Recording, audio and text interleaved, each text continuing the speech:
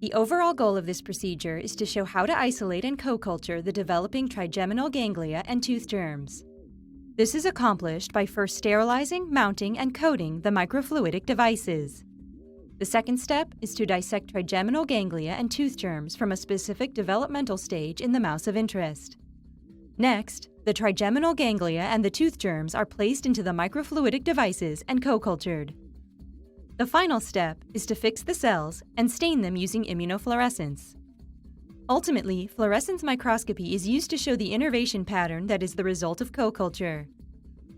The main advantage of this technique over existing methods, such as conventional co-cultures, is that this method allows the co-culture of different organs and tissues, each in their own optimal culture medium.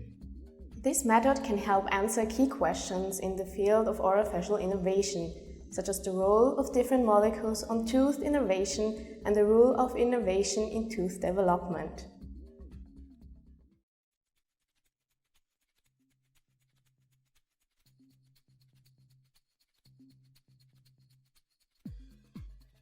Begin by autoclaving dissection tools, which include a pair of microdissection forceps and a pair of scissors.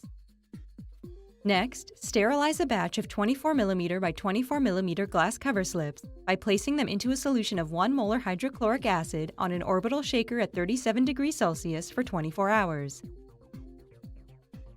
Then, wash the cover slips 3 times with sterile distilled water, followed by 3 rinses in 99% ethanol. Dry them under a sterile flow hood. Once dry, turn on the hood UV light for 30 minutes.